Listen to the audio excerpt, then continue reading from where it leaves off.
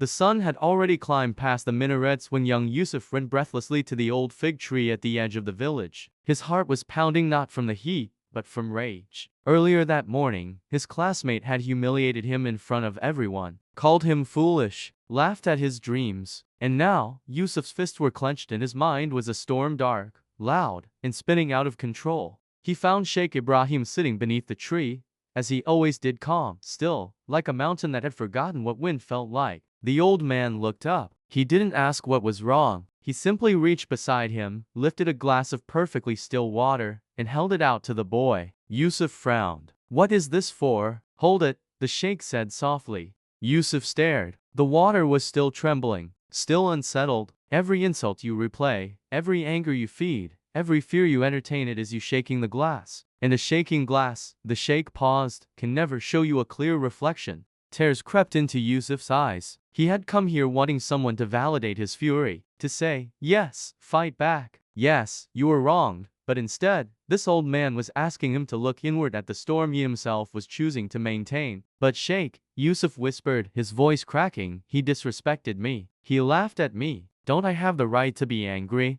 The old man smiled, not dismissively, but with the warmth of someone who had walked the same desert road decades ago. "Allah gave you emotions, Yusuf. They are not your enemy." The Prophet, peace be upon him, felt anger. He felt grief. He felt pain. He placed his weathered hand on the boy's shoulder. "But do you know what made him the greatest human being who ever lived?" Yusuf shook his head. He never let his mind become the slave of his emotions. He disciplined his nafs, his inner self, until his heart was always still. Discipline your mind, the sheikh explained, is not about becoming cold. It is not about pretending pain doesn't exist. It is about choosing, in the most difficult moment, not to let the shaking hand ruin what's in the glass. It is waking up for Fajr when your bed is warm and your eyes are heavy and choosing Allah over comfort. It is staying silent when your tongue wants to wound, because the Prophet, peace be upon him, said, "Whoever believes in Allah and the last day, let him speak good or remain silent."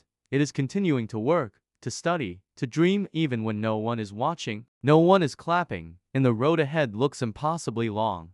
Discipline, the sheikh said quietly, is the bridge between the person you are today and the person Allah created you to become. Yusuf sat there for a long time. The glass in his hand slowly went still, and for the first time that morning he could see his own reflection clearly. He looked at it, a young face, eyes still wet, but something new behind them, resolve. He stood up eventually, and before he walked away, he turned back to the old man. "Sheikh, how do I keep it still?" "Every day." The old man looked up at the sky, at the same sky the Prophet, peace be upon him, once looked at, and smiled. "Every morning, before the world gets loud, sit in silence. Make dhikr. Remind yourself who you are and whose you are. Start your day anchored to Allah, and the storms of the world will shake you less and less." He paused. "And when you feel the glass trembling again, don't fight it. Just breathe.